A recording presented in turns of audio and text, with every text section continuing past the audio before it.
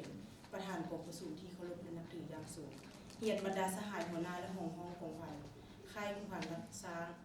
สหพันธ์แม่หญิงหักฐานกองบัญชาการปกสแขวงใจสมบูรณ์จัดพิธีปาฐกถาวันสร้างตั้งองค์การจัดตั้งสหพันธ์แม่หญิงลาวครบรอบ70 ปีและสรุปการเคลื่อนไหวเวียกงานของสหพันธ์แม่หญิงหักฐานปกสแขวงระยะ6 เดือนต้นปีและทิศทางแผนการ6 เดือนท้ายปี2025ในตอนเช้าของวันที่17 กรกฎาคม2025ภายใต้การเป็นประธานของสหายพันโทฟองสมัยซ่อแสงทองคณะพักกองห้องกองบัญชาการปกสแขวงใจสมบูรณ์มีคณะสหพันธ์แม่หญิงหักฐานคณะหน่วยแม่หญิงแขกถึกเชิญและสมาชิกแม่หญิงภายในกองบัญชาการปกสแขวงเข้าร่วมในพิธีสหายพันโทนางวันลอจุมเต็งประธานสหพันธ์แม่หญิงหักฐานกองบัญชาการปกสแขวงไซสมบูรณ์ขึ้นรายงานการเคลื่อนไหวเวียกงาน6 เดือนต้นปีและทิศทางแผนการ6 เดือนท้ายปี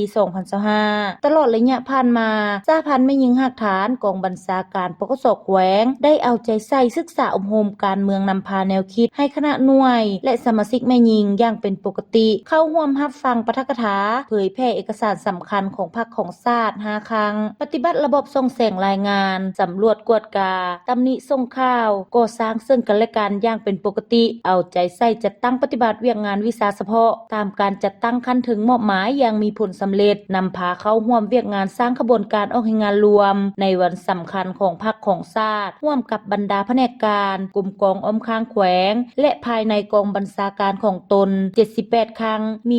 980สหายเข้าร่วมรับแขกรับใช้กองประชุมแผนกการกลุ่มกองอ้อมข้างแขวงและภายในกองบัญชาการปกสแขวงจัดขึ้น45 ครั้งมี240สหายสมทบกับบรรดาแผนกการองค์การจัดตั้งสาวนุ่มแม่หญิงแขวงเคลื่อนไหวอวยพรและมอบเครื่องบริโภคให้อ้ายน้องทหารที่ประจำอยู่แนวหน้าเข้าร่วมขบวนการแข่งขันกีฬาที่ทางแผนกการต่างๆของแขวงจัดขึ้นซึ่งญาติได้รางวัลชนะเลิศหลายรางวัลเอาใจใส่จัดตั้งปฏิบัติข้อแข่งขัน 3D รักษามูลเชื้ออย่างมีผลสำเร็จโอกาสเดียวกันสหายพันโทนางอ้อนจันทร์พันธวงศ์รองประธานสหพันธ์แม่หญิงหักฐานปกสแขวงยังได้ขึ้นผ่านมติกองประชุมใหญ่ผู้แทนสหพันธ์แม่หญิงแขวงไซสมบูรณ์ครั้งที่2ตอนท้ายของพิธียังได้รับฟังการปาฐกถาจากสหายประธานซึ่งสหายได้ยกให้เห็นประวัติความเป็นมามูลเชื้อต้นกำเนิดการเติบใหญ่ขยายตัวและผลงานการเคลื่อนไหวของเอ้ยน้องแม่หญิงในแต่ละระยะโดยยกให้เห็นผลงานการเคลื่อนไหวขององค์การจัดตั้งแม่หญิงโดยยกให้เห็นการที่ได้เสียสละเลือดเนื้อเหือแหงอย่างหลวงหลายในการต่อสู้กู้ชาติอุทิศตนเพื่อภารกิจต่อสู้ปลดปล่อยชาติเคียงบ่าเคียงไหลกับเพศชายอย่างองอาจกล้าหาญพร้อมทางประกอบส่วนในการปกปักรักษา